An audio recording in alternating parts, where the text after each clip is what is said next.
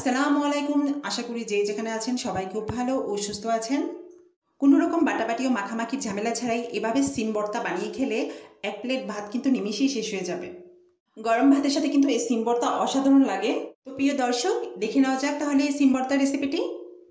সিম ভর্তা বানানোর জন্য এখানে আমি প্রথমেই তাজা কিছু সিম নিয়ে নিয়েছি। আর সিমগুলোকে একটা ছুরির সাহায্যে এখন আমি আগা থেকে সাইড পর্যন্ত একটু ছিলে নিব। এভাবে প্রত্যেকটা সিমই আমি সাইড দিয়ে এভাবে ছুলে নিব।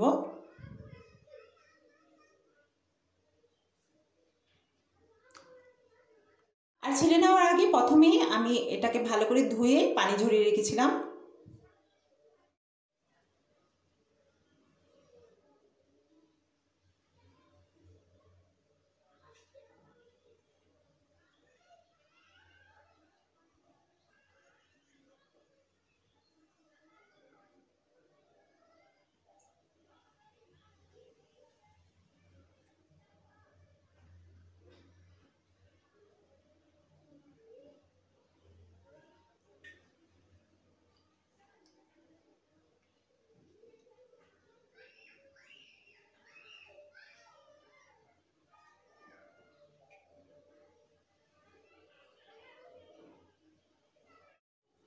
দেখুন, আমি প্রত্যেকটা সিমই কিন্তু এভাবে ছুলে নিয়েছি।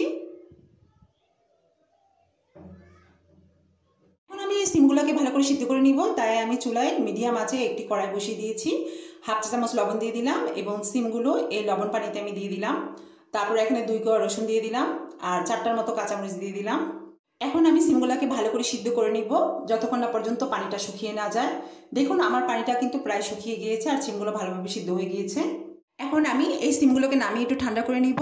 আর চুলায় এখন আমি আরেকটি কড়াই বসিয়ে দিয়েছি মিডিয়াম আঁচে। কড়াই গরম হওয়া মাত্রই এখানে আমি 1 টেবিল চামচ পরিমাণ সরিষার তেল দিয়ে দিলাম।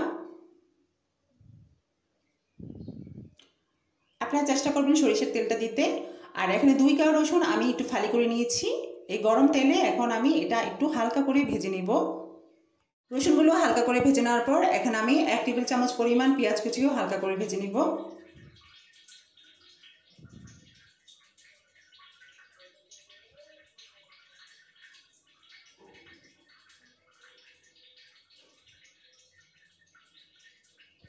পেঁয়াজগুলো হালকা লাল লাল হওয়া মাত্রই এখন আমি সিদ্ধ করা সিমগুলো ছেড়ে দিয়ে একটা খুন্তির সাহায্যে ভালো করে নেড়েচেড়ে মিশিয়ে নিব।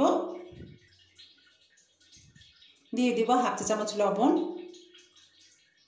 আরও ভালো করে আমি একটু ভালো করে মিশিয়ে নিব। এভাবে খুন্তি দিয়ে আমি ভালো করে এটাকে নেড়েচেড়ে মাখা মাখা করে নিব।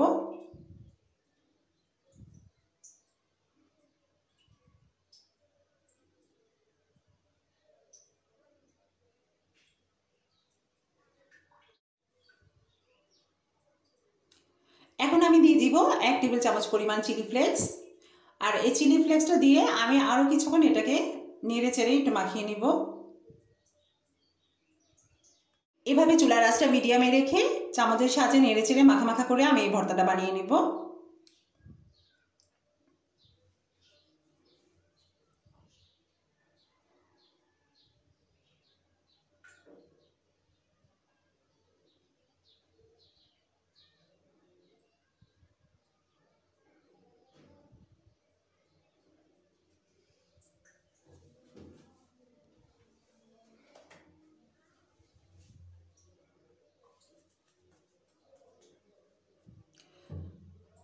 দেখুন, অনেকটাই মাখা মাখা হয়ে গিয়েছে। এই পর্যায়ে আমি হাফ কাপ পরিমাণ ধনেপাতা কুচিয়ে দিয়ে দিলাম। ধনেপাতা কুচি দেওয়ার পরে এখানে আমি আরও একটু ভালো করে নেড়েচেড়ে মাখিয়ে নেব।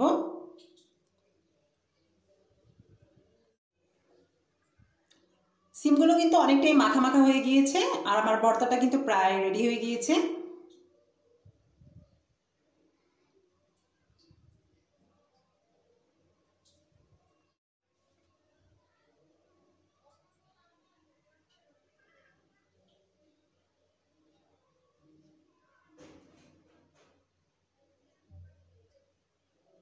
তো প্রিয় দর্শক, আমার ভর্তা প্রায় বানানো শেষ হয়ে গেল।